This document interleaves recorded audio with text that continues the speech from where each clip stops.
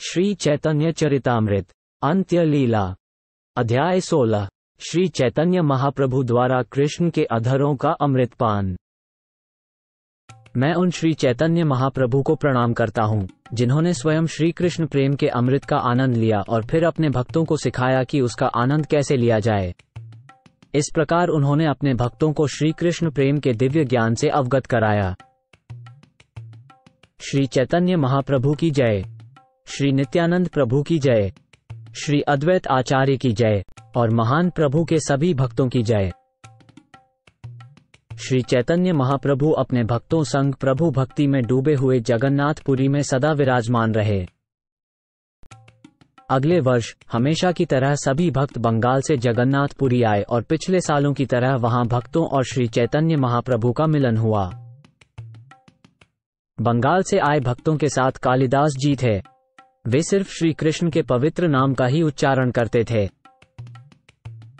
कालिदास एक बहुत उन्नत भक्त थे, फिर भी वे सरल और उदार थे। वे अपने सभी सामान्य काम करते समय कृष्ण के पवित्र नाम का जाप करते रहते थे। जब वो मजाक में पासे फेंकते तब भी वे हरे कृष्ण कहकर पासे फेंकते थे। कालिदास रघुनाथ दास गोस्वामी के मामा थे। उन्होंने अपने पूरे जीवन में, यहाँ तक कि बुढ़ापे में भी, वैष्णवों के बचे हुए भोजन को खाने की कोशिश की। कालिदास ने बंगाल में रहने वाले सभी वैष्णवों के बचे हुए भोजन को खा लिया। वे समस्त वैष्णवों के पास जाते, चाहे वे नए भक्त हों या उन्नत भक्त हों, और उन्हें उत्तम खाद्य वस्तुएं भेंट करते थे। ये वैष्णव ब्राह्मण कुलों में उत्पन्न हुए थे। वे ऐसे वैष्णवों से भोजन के बचे हुए मांगते थे और यदि उन्हें कुछ नहीं मिलता था तो वे छिप जाते थे। वैष्णवों के भोजन करने के बाद जब वे अपना पत्तल फेंक देते तब कालिदास छुपी हुई जगह से बाहर आ जाते थे और पत्तलों को लेकर उनके बचे हुए भोजन को चाट जाते थे। वो शूद्र परिवारों में पैदा हुए वैष्णवों के घरों में भी भेंट लेकर जाते थे। फिर वे छिप जाते और जब वे जूठन फेंकते तो उसे खाते। भूमिहार जाति के झड्डू ठाकुर नाम के एक महान वैष्णव थे। कालिदास उनके घर अपने साथ आम लेकर गए। कालिदास ने वे आम झाड़ू ठाकुर को अर्पित किए और उन्हें श्रद्धापूर्वक प्रणाम किया।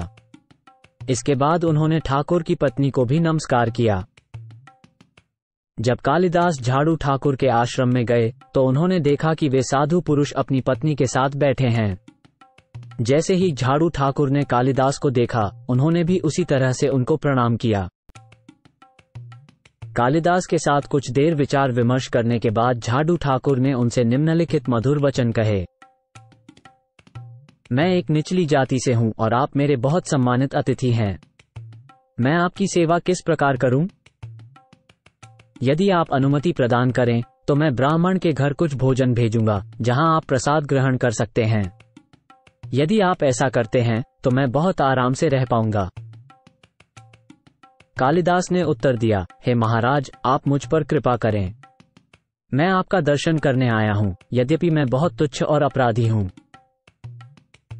आपको देखते ही मैं पवित्र हो गया हूं। मैं आपका बहुत आभारी हूं क्योंकि अब मेरा जीवन सफल हो गया है। हे स्वामी, मेरी एक इच्छा है। कृपया करुणामय होकर अपने पैर मेरे सिर पर रखिए ताकि आपके पैरों की धूल मेरे सिर को छू सके। झाड़ू ठाकुर ने जवाब दिया, मेरे से ये पूछना आपको शोभा नहीं देता। मैं एक बहुत ही निचली जाति का हूं, जबकि आप एक सम्माननीय और अमीर सज्जन हैं। तब कालिदास ने कुछ पद्य सुनाए जिन्हें सुनकर झाड़ू ठाकुर बहुत खुश हुए। कोई भी व्यक्ति, चाहे वो संस्कृत साहित्य में कितना भी विद्वान क्यों न हो, अगर वो शुद्ध भक्ति में नहीं लगा है तो उसे मेरा भक्त नहीं माना जाता। लेकिन अगर कोई व्यक्ति नीच कुल में पैदा हुआ हो परंतु वो शुद्ध भक्त हो और उसे कर्म या ज्ञान के द्वारा भोग पाने की इच्छा ना हो तो वो मुझे बहुत प्रिय होता है। उसे सभी प्रकार से सम्मान दिया जाना चाहिए और जो कुछ भी वो भेंट करे उसे स्वीकार किया जाना चाहिए, क्योंकि ऐसे भक्त मेरी तरह पूजनीय होते हैं। जन्म से ब्राह्मण होने या ब्राह्मण गुणों से संपन्न होने पर भी यदि कोई व्यक्ति कमलनाभ भगवान कृष्ण के प्रति भक्ति नहीं रखता तो वो उस चांडाल के समान भी नहीं होता जो अपना मन, वचन, कर्म, धन और जीवन भगवान की सेवा में समर्पित कर देता है। मात्र ब्राह्मण कुल में जन्म लेना या ब्राह्मण गुणों से संपन्न होना ही काफी नहीं है। व्यक्ति को भगवान का शुद्ध भक्त बनना चाहिए। यदि कोई श्वपच या चांडाल भी भक्त होता है तो वो न केवल अपना बल्कि पूरे परिवार का उद्धार कर लेता है, जबकि अभक्त ब्राह्मण गुणों से युक्त होते हुए भी अपने आप को भी पवित्र नहीं कर सकता। अपने परिवार की बात तो दूर रही। हे प्रभु, जो कोई भी व्यक्ति आपके पवित्र नाम को सदा अपनी जिह्वा पर रखता है वो दीक्षित ब्राह्मण से भी बढ़कर है। भले ही उसने श्वपच चंडाल कुल में जन्म लिया हो और भौतिकता की दृष्टि से मनुष्यों में अधम हो, फिर भी वो महिमा मंडित है। भगवान के पवित्र नाम का जप करने की यही तो अद्भुत शक्ति है। जो पवित्र नाम का जप करता है, समझ लो कि वो सभी तरह की तपस्याएं कर चुका है। वो सारे वेदों का अध्ययन कर चुका है। उसने वेद वर्णित सारे महान यज्ञ संपन्न कर लिए हैं और उसने समस्त तीर्थस्थलों में पहले ही स्नान कर लिया है और सचमुच वही आर्य है। श्रीमद्भागवत शास्त्र के इन उद्धरणों को सुनकर झड्डू ठाकुर ने उत्तर दिया, हाँ, ये सच है, क्योंकि यह शास्त्र का कथन है। किंतु यह उसी के लिए सत्य है जो कृष्ण भक्ति में वास्तव में उन्नत हो।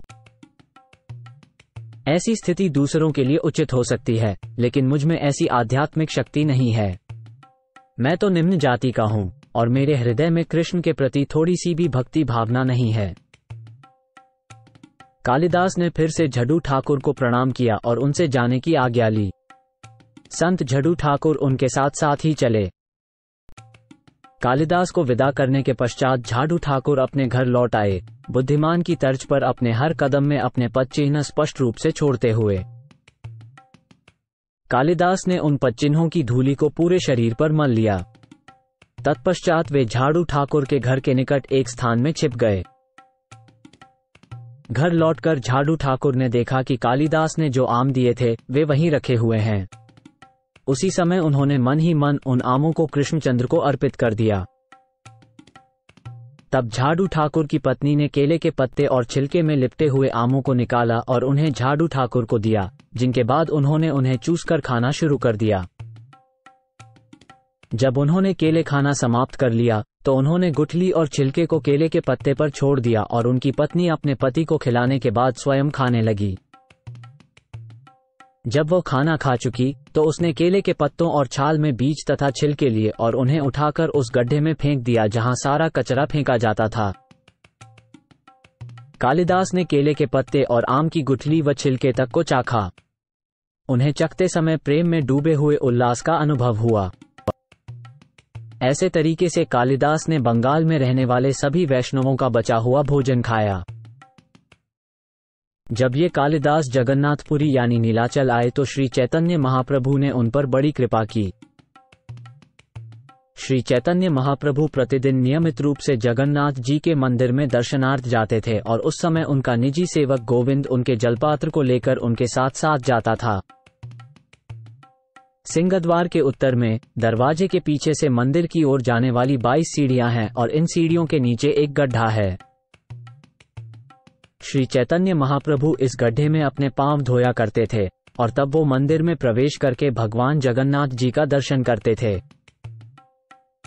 श्री चैतन्य महाप्रभु ने अपने निजी सेवक गोविंद को निर्देश दिया था कि उनके चरण धोने के बाद बचे हुए पानी को कोई न ले। श्रीमद्भागवत के मधुर गान में संतों ने प्रत्येक पंक्ति को अपने अपने ढंग से समझाया है।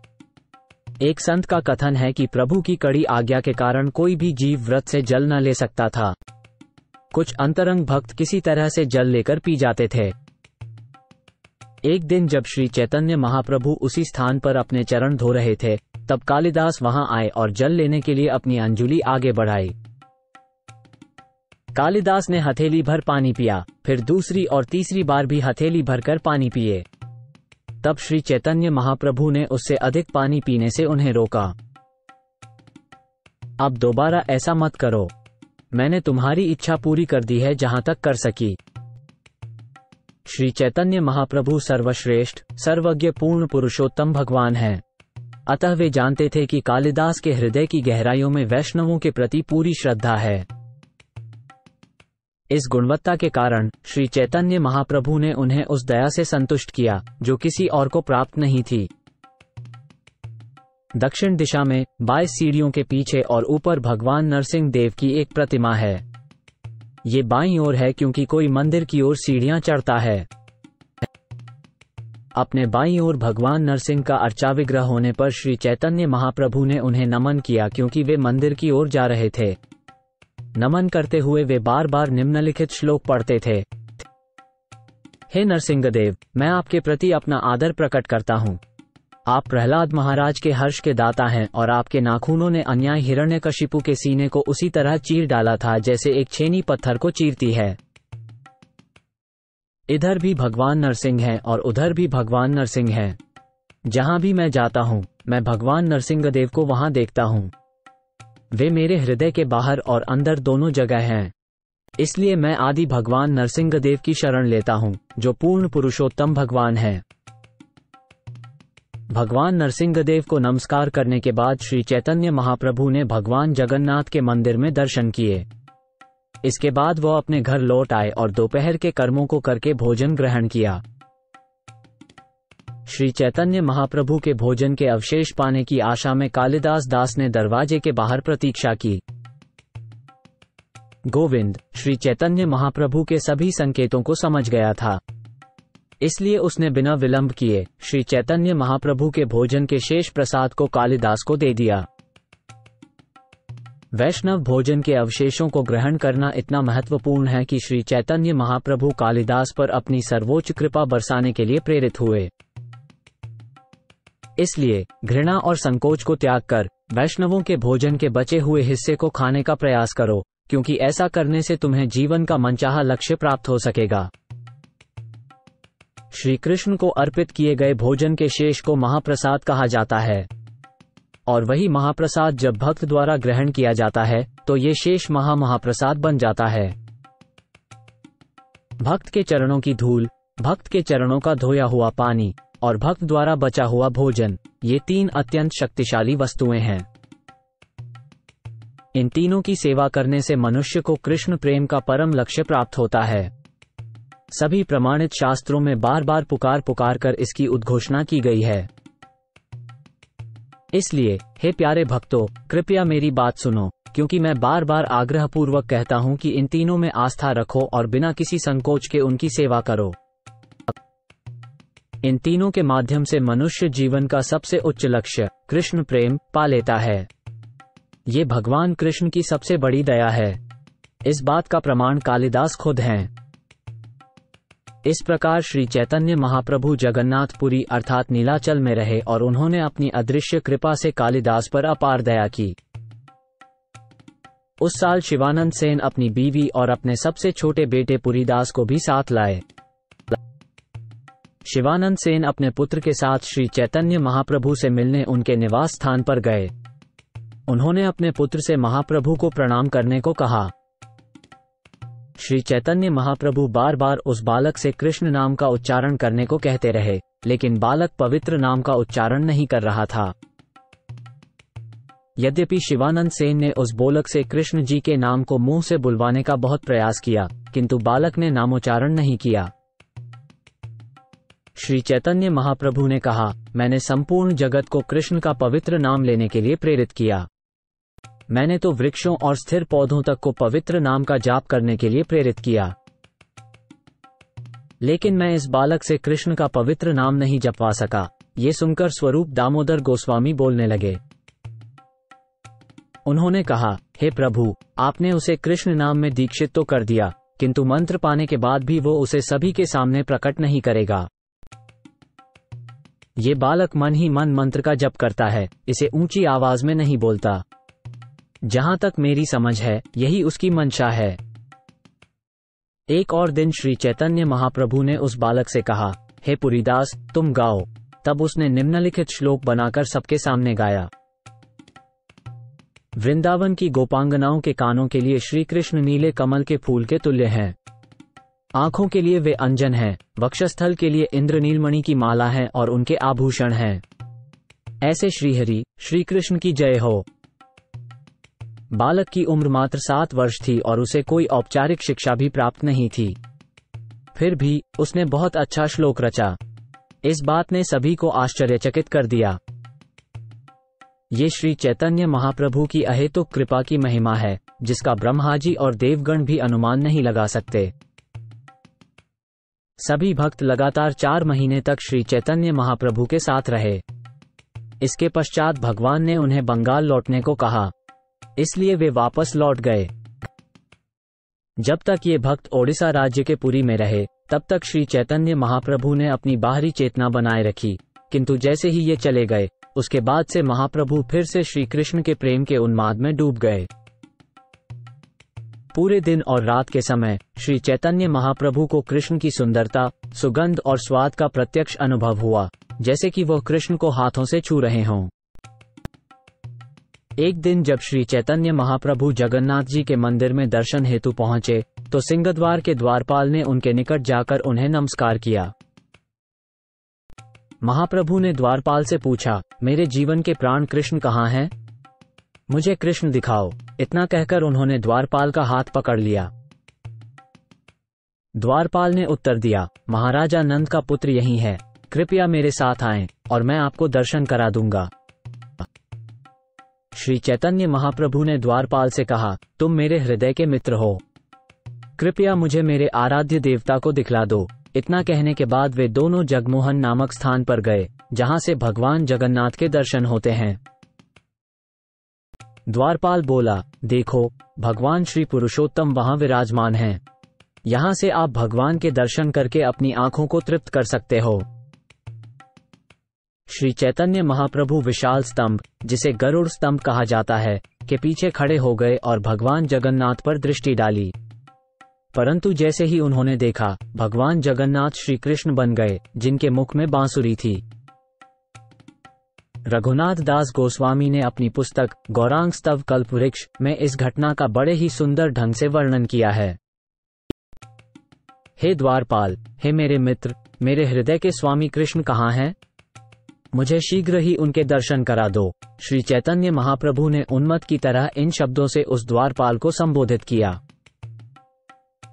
तब भगवान जगन्नाथ को गोपाल वल्लभ भोग नामक भोजन अर्पण किया गया और शंख व घंटियों के बजने के साथ आरती की गई। जब आरती संपन्न हुई, तो प्रसाद बाहर लाया गया और भगवान जगन्नाथ के सेवक प्रभु जी को अर्पण करने के लिए कुछ प्रसाद लेकर आए। भगवान जगन्नाथ के सेवकों ने सबसे पहले श्री चैतन्य महाप्रभु को माला पहनाई और फिर उन्हें भगवान जगन्नाथ का प्रसाद दिया।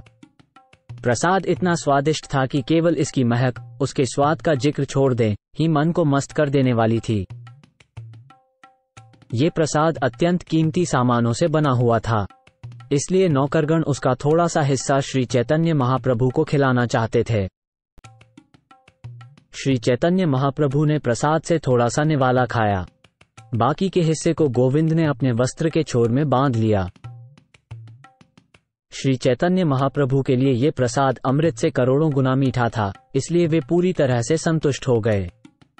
उनके शरीर के सभी रोम खड़े हो गए और उनकी आंखों से अविरल आंसू बहने लगे।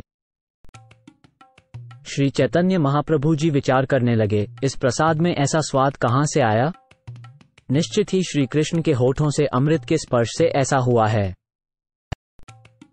ये समझते ही श्री चैतन्य महाप्रभु को कृष्ण के प्रति प्रेम का अनुभव हुआ, किंतु भगवान जगन्नाथ के सेवकों को देखते ही वो स्वयं को संभाल गए।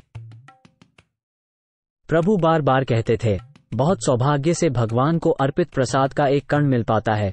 जगन्नाथ मंदिर के सेवकों ने पूछा, इसका अर्थ क्या है? श्री चैतन्य महाप्रभु ने उत्तर दिया, ये कृष्ण द्वारा खाए गए भोजन के अवशेष हैं, इसलिए उनके होठों के स्पर्श से अमृत में बदल गए हैं। ये स्वर्गीय अमृत से भी बढ़कर है और ब्रह्मा जैसे देवताओं के लिए भी दुर्लभ है। कृष्ण द्वारा छोड़ा गया भोजन फेला कहलाता है। जो थोड़ा भी फेला पा लेता है, उसे भाग्यशाली माना जाता है। केवल सामान्य भाग्यशाली इस कृपा को प्राप्त नहीं कर सकते। केवल वे ही ऐसे शेष प्रसाद पा सकते हैं जिन पर कृष्ण की पूर्ण कृपा हो। सुकृति शब्द उन पुण्य कर्मों से संबंधित है जो कृष्ण की कृपा से ही संभव हो पाते हैं। जिस किसी को भी ऐसी कृपा प्राप्त करने का सौभाग्य प्राप्त होता है, उसी को प्रभु के भोजन का अवशेष मिलता है और वो धन्य हो जाता है। ऐसा कहकर श्री चैतन्य महाप्रभु ने सारे सेवकों को विदा किया। फिर उपलभोग अर्थात भोजन भेंट करने के बाद वे अपने स्थान पर लौट आए। दोपहर के कार्य पूरे कर श्री चैतन्य महाप्रभु ने दोपहर का भोजन किया, लेकिन एकांत में बैठकर वे निरंतर कृष्ण प्रसाद के अवशेष को स्मरण करते रहे। श्री चैतन्य महाप्रभु अपने बाहरी कामों को तो पूरा करते थे, लेकिन उनका मन प्रेम से भरा होता था। वे बड़ी कोशिश से भी अपने मन को रोक पाते थे, लेकिन वो हमेशा अत्यधिक भाव से अभिभूत हो उठता था। संध्या के समय अपने कर्मों को पूरा करने के बाद श्री चैतन्य महाप्रभु एकांत स्थान में अपने निकटवर्ती सहयोगियों के साथ बैठ गए और श्री कृष्ण की लीलाओं की चर्चा प्रसन्नता पूर्वक की। श्री चैतन्य महाप्रभु के इशारे पर गोविंद भगवान जगन्नाथ जी का प्रसाद ले आए। महाप्रभु ने कुछ प्रसाद परमानंद पुरी और ब्रह्मानंद भारती के पास भेजा। तब श्री चैतन्य महाप्रभु प्रसाद का कुछ अंश रामानंद राय, सार्वभौम भट्टाचार्य, स्वरूप दामोदर गोस्वामी और अन्य सभी भक्तों में बांट रहे थे। जब प्रसाद की अद्भुत मिठास और खुशबू को उन सबों ने चखा तो हर किसी का मन विस्मय से भर गया। श्री चैतन्य महाप्रभु ने कहा, चीनी, कपूर, काली मिर्च, इलायची, लौंग, मक्खन, मसाले तथा मुलैठी, ये सभी तो मायावी वस्तुएं हैं। इन सभी मायावी वस्तुओं का स्वाद प्रत्येक ने पहले लिया है। महाप्रभु ने फिर कहा, किंतु इन वस्तुओं में असामान्य स्वाद और सुगंध है। इनको चखो तो और अंतर का अनुभव करके देखो। स्वाद के अलावा उसकी खुशबू भी मन को भाती है और मिठास के दूसरे रूप भी उसके आगे फीके पड़ जाते हैं। इसलिए हमें ये समझना चाहिए कि इन साधारण वस्तुओं में कृष्ण के मुखरबिंद के अमृत का स्पर्श हुआ है और उनकी वजह से इनमें वो सभी आध्यात्मिक गुण हैं। कृष्ण के होठों की विशेषताएं हैं असाधारण, बहुत ही मोहक सुगंध और स्वाद, जो अन्य सभी अनुभवों को भुला देते हैं। ये प्रसाद अनेकों पुण्यों के फलस्वरूप ही मिला है। अब इसको बड़ी श्रद्धा और भक्ति के साथ ग्रहण करो। हरि का पवित्र नाम जोर जोर से पुकारते हुए सभी ने प्रसाद लेना चाहा। जैसा ही उन्होंने इसका स्वाद चखा, उनके मन प्रेम के आनंद से पागल हो गए। प्रेम में आकर श्री चैतन्य महाप्रभु ने रामानंद राय को कुछ श्लोक सुनाने का आदेश दिया। तब रामानंद राय ने इस प्रकार कहा, हे दानवीर, कृपया हमें अपने होठों से अमृत पान कराएं। यह अमृत भोग की इच्छा को बढ़ाता है और संसार के दुखों को कम करता है। कृपया हमें अपने होठों का अमृत दो, जिनका स्पर्श आपकी दिव्य बांसुरी से होता है, क्योंकि वो अमृत सभी मनुष्यों को अन्य सभी आसक्तियों को भूलने का प्रेरित करता है। रामानंद राय द्वारा ये श्लोक सुनाए जाने पर श्री चैतन्य महाप्रभु अत्यधिक प्रसन्न हुए। इसके बाद उन्होंने स्वयं निम्नलिखित श्लोक सुनाया, जिसे श्रीमती राधारानी ने अत्यंत उत्कंठा में कहा था। हे प्रिय सखी, सर्वोच्च पुरुषोत्तम भगवान कृष्ण के होठों का नायाब अमृत केवल पुण्यों के अनेक भंडार एकत्रित करने पर ही पाया जा सकता है। वृंदावन की सुंदर गोपियों के लिए तो यह अमृत अन्य सभी स्वादों की अभिलाषाओं को मिटा देता है। मदन मोहन सदैव ऐसा पान खाते हैं जो स्वर्ग के अमृत से भी उत्तम है। वे निश्चित रूप से हमारी जीभ की इच्छाओं को बढ़ा रहे हैं। ऐसा कहकर श्री चैतन्य महाप्रभु प्रेम के आवेश में डूब गए। एक पागल की तरह बातें करते हुए वे उन दोनों श्लोकों का अर्थ समझाने लगे। भगवान चैतन्य ने श्रीमती राधारानी के भाव में कहा, हे प्रिय, आपके दिव्य होठों के कुछ गुणों का मुझे वर्णन करने दो। वे सबके मन मस्तिष्क को अशांत कर देते हैं, भोग के लिए कामना को बढ़ा देते हैं, सांसारिक सुख दुख को नष्ट कर देते हैं और सभी भौतिक स्वादों को भुला देते हैं। पूरा संसार उनके वश में है। वे विशेष रूप से महिलाओं की शर्म, धर्म और धैर्य को खत्म कर देते हैं। निस्संदेह वे सभी महिलाओं के मन में पागलपन भर देते हैं। आपके होठ जीभ की लालच को बढ़ाकर उसे अपनी ओर आकर्षित करते हैं। इन सब बातों पर विचार करने से हम पाते हैं कि आपके दिव्य होठ हमें हमेशा विचलित करते रहते हैं। हे कृष्ण, चूंकि तुम नर हो, इसलिए इसमें कोई बड़ी बात नहीं कि तुम्हारे होठों का आकर्षण नारियों के मन को उद्वेलित करता है। परंतु मुझे ये कहते हुए शर्म आती है कि तुम्हारे निष्ठुर अधर कभी कभी तुम्हारी बांसुरी को भी आकर्षित करते हैं, जिसे कि पुरुष माना जाता है। उसे तुम्हारे होठों के अमृत का पान करना अच्छा लगता है, इसीलिए उसे अन्य सभी स्वादों का विस्मरण हो जाता है। चेतन जीवों के अलावा आपके होंठ कभी कभी बेजान वस्तुओं को भी चेतन बना देते हैं। इसलिए आपके होंठ बड़े जादूगर हैं। विडंबना यह है कि आपकी बांसुरी सिर्फ सूखी लकड़ी है, लेकिन आपके होंठ लगातार उसे अपना अमृत पिलाते रहते हैं। वे सूखी लकड़ी की बनी हुई बांसुरी में मन और इंद्रियां उत्पन्न करते हैं और उसे परम आनंद प्रदान करते हैं। वो वंशी, वेणु, बड़ा चतुर पुरुष है जो दूसरे पुरुष के होठों के स्वाद का बार बार पान करता है। यह वंशी रूपी पुरुष अपने गुणों का विज्ञापन करते हुए गोपियों से कहता है, अरे गोपियों, अगर तुम्हें स्त्री होने पर इतना गर्व है तो आगे आओ और अपनी संपत्ति भगवान के होठों के अमृत का भोग करो। इस पर बांसुरी ने मुझ पर क्रोध करते हुए कहा, तुम अपनी लाज, डर और धर्म को त्याग कर कृष्ण के होठों का पान करो। बस इसी शर्त पर मैं उनसे अपना लगाव छोड़ दूंगी। मगर यदि तुम अपनी लाज और डर को नहीं छोड़ पाती हो तो मैं हमेशा कृष्ण के होठों का अमृत पीती रहूंगी। मैं थोड़ा डरती हूँ क्योंकि तुम्हें भी उस अमृत को पीने का अधिकार है, पर बाकी लोग मेरे लिए तिनके के समान हैं। कृष्ण के होठों का अमृत और उनकी वंशी की ध्वनि तीनों लोकों के सभी लोगों को आकर्षित करती है। लेकिन अगर हम गोपियां धर्म का आदर करते हुए धैर्य रखती हैं, तो वंशी हमारी आलोचना करती हैं। हमारे ऊपर आपके होठों के अमृत और आपकी बांसुरी के बजने का ऐसा प्रभाव पड़ता है कि हम अपने कमरबंद को खोल देते हैं और अपने गुरुजनों के सामने भी अपने सम्मान और धर्म को छोड़ देते हैं। मानो आपने हमारे बाल पकड़ लिए हों और हमें खींचकर अपनी दासी बनाने के लिए ले जा रहे हों। ये बातें सुनकर लोग हम पर हंसते हैं। अब हम बांसुरी के पूरी तरह अधीन हो गई हैं। ये बांसुरी मात्र बांस की एक सूखी लकड़ी है, किंतु ये हमारी स्वामिनी बनकर कई तरीकों से हमारा अपमान करती है, जो हमें एक विकट स्थिति में डालती है। हम इसके अतिरिक्त क्या कर सकते हैं सिवाय इसके कि इसे सहन करें? जब चोर को सजा हो रही होती है तो चोर की मां न्याय के लिए ऊंची आवाज में नहीं रो सकती, इसलिए हम बस चुप रहती हैं। इन होठों का यही दस्तूर है। जरा गौर करो तो इनकी दूसरी नाइंसाफी देखो। इन होठों को जो भी चीज छू जाती है, खाना पीना या पान ही क्यों न हो, अमृत समान हो जाती है। तब वो चीज कृष्ण फेला यानी कृष्ण का बचा हुआ प्रसाद कहलाती है। कई प्रार्थनाओं के बाद भी देवता उस भोजन के बचे हुए छोटे से अंश को भी नहीं पा सकते हैं। उस बचे हुए प्रसाद के गर्व की तो कल्पना ही करो।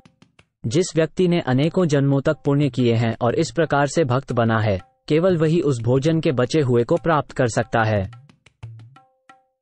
कृष्ण के चबाए हुए पान की कीमत नहीं और उनके मुंह से ऐसे चबाए गए पान का बचा हुआ हिस्सा अमृत का सार माना जाता है। जब गोपियां इसे स्वीकार करती हैं तो उनके मुंह कृष्ण के थूकदन बन जाते हैं। इसलिए हे कृष्ण, आपने जितनी चालें इतनी दक्षता से चला रखी हैं, उन सबों को त्याग दो। अपनी वंशी की ध्वनि से गोपियों के प्राण लेने का प्रयास मत करो। अपनी हंसी तथा उपहास से आप स्त्रियों का वध करने के उत्तरदायी बन रहे हो। आपके लिए अच्छा होगा कि हमें अपने होठों के अमृत का दान देकर हमें तृप्त करो। जब श्री चैतन्य महाप्रभु इस प्रकार बातें कर रहे थे तो उनका मन परिवर्तित हो गया। उनका क्रोध समाप्त हो गया, लेकिन उनका मानसिक उग्रता बढ़ गई। श्री चैतन्य महाप्रभु ने कहा, कृष्ण के होठों का यह अमृत मिलना अति कठिन है, परंतु इस अमृत की कुछ बूंदें भी मिल जाएं तो जीवन सफल हो जाता है। जब कोई इस अमृत को पीने में सक्षम होता है फिर भी नहीं पीता, तो वो लज्जित व्यक्ति अपना जीवन व्यर्थ में ही बिताता है। कुछ लोग ऐसे भी होते हैं जो उस अमृत को पीने के योग्य नहीं होते, फिर भी वे उसे लगातार पीते रहते हैं, जबकि कई ऐसे उपयुक्त लोग होते हैं जिन्हें ये कभी मिल नहीं पाता और अंततः तृष्णा में मृत्यु को पाते हैं। इसलिए ये समझना चाहिए कि इस अयोग्य व्यक्ति ने अवश्य ही किसी तप के बल पर कृष्ण के होठों का अमृत प्राप्त किया होगा। श्री चैतन्य महाप्रभु ने फिर रामानंद राय से कहा, कृपया कुछ कहो, मैं सुनना चाहता हूँ। स्थिति को समझते हुए रामानंद राय ने गोपियों के निम्नलिखित वचन सुनाए। अरे गोपियों, स्वामी श्री कृष्ण के अधरों का अमृत स्वतंत्र रूप से पीकर और हमें गोपियों को, जिनके लिए दरअसल ये अमृत है, केवल थोड़ा बहुत अवशिष्ट स्वाद छोड़कर इस बांसुरी ने कौन से पुण्य कर्म किए होंगे। बांस के पेड़, वंशी के पूर्वज खुशी के आंसू बहा रहे हैं। उसकी माँ, नदी जिसके तट पर बांस उत्पन्न हुए हैं, हर्ष महसूस कर रही है, इसलिए उसके खिलते हुए कमल पुष्प उसके शरीर पर रोमांच की तरह दिखाई दे रहे हैं। इस श्लोक को सुनकर श्री चैतन्य महाप्रभु भक्ति भावना में लीन हो गए और अत्यधिक उद्वेलित मन से मस्त व्यक्ति की तरह इसका अर्थ समझाने लगे। कुछ गोपियों ने अन्य गोपियों से कहा, जरा व्रजेंद्र नंदन कृष्ण की अद्भुत लीलाओं को देखो। वे निश्चित ही वृंदावन की सारी गोपियों के साथ विवाह करेंगे। इसलिए गोपियों को पूरा भरोसा है कि कृष्ण के होठों का अमृत सिर्फ उनकी निजी संपत्ति है और इसे कोई दूसरा नहीं भोग सकता।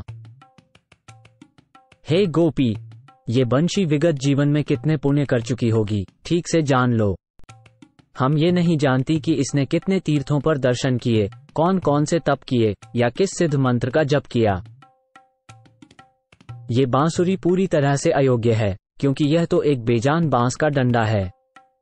इतना ही नहीं, यह नर जाति की भी है। फिर भी यह बांसुरी कृष्ण के होठों के उस अमृत का पान कर रही है, जो कि सभी प्रकार के वर्णित अमृतों के स्वाद को भी पार कर जाता है। गोपियां उसी अमृत की आशा में जीवित हैं। कृष्ण के होठों का अमृत, जो केवल गोपियों का विशेषाधिकार है, उस अमृत को एक साधारण सी लाठी जैसी बांसुरी पी रही है और ऊंची आवाज में गोपियों को भी पीने के लिए बुला रही है। बांसुरी के तप और उसके भाग्य की कल्पना करो। महान भक्त तक बांसुरी के बाद ही कृष्ण के होठों का अमृत का पान करते हैं। जब कृष्ण यमुना और स्वर्गलोक की गंगा जैसी विश्व को पवित्र करने वाली नदियों में स्नान करते हैं, तब उन नदियों के महान व्यक्तित्व लोभ और हर्ष के साथ उनके होठों से अमृत समान रस के अवशेषों को पीते हैं। नदियों के अलावा महामुनियों की तरह तट पर खड़े और सभी जीवों के कल्याण में लगे ये पेड़ अपनी जड़ों से नदी के पानी को खींचकर कृष्ण के होठों के अमृत का पान करते रहते हैं। हम समझ नहीं पाते कि वे ऐसा क्यों करते हैं। यमुना और गंगा के तट के वृक्ष हमेशा खुशमिजाज रहते हैं। ये अपने फूलों के साथ मुस्कुराते हैं और बहते हुए मधु के रूप में आंसू बहाते हुए दिखाई देते हैं। जिस तरह वैष्णव पुत्र या पोते के पूर्वज परम आनंद का अनुभव करते हैं, वैसे ही ये वृक्ष आनंदित होते हैं, क्योंकि बांसुरी उनके परिवार की सदस्य है। गोपियों ने मन ही मन सोचा, ये वंशी तो अपने पद के लायक बिल्कुल नहीं। हम जानना चाहती हैं कि इस वंशी कैसे तपस्याएं की, ताकि हम भी वही तपस्या कर सकें। ये वंशी तो अयोग्य है, फिर भी कृष्ण इसे अपने होठों से लगाकर अमृत का पान कर रहे हैं। ये देखकर हम योग्य गोपियां दुख से तड़प रही हैं। इसलिए हमें ये पता लगाना चाहिए कि पिछले जन्म में वंशी ने कौन कौन सी तपस्याएं की थीं। इस प्रकार उन्मत्त की भांति बातें करते हुए श्री चैतन्य महाप्रभु प्रेम विह्वल हो गए। स्वरूप दामोदर गोस्वामी तथा रामानंद राय अपने इन दो मित्रों के संग कभी नाचते, कभी गाते, तो कभी प्रेम में मूर्छित हो जाते। श्री चैतन्य महाप्रभु अपने दिनों रातों को इसी प्रकार बिताते। स्वरूप, रूप, सनातन तथा रघुनाथ दास की कृपा की अभिलाषा करते हुए और उनके पावन चरण कमलों को अपने मस्तक पर धारण करते हुए मैं अतिशय पतित कृष्णदास श्री चैतन्य चरितामृत महाकाव्य का उच्चारण कर रहा हूँ, जो कि दिव्य आनंद रूपी अमृत से भी मधुर है।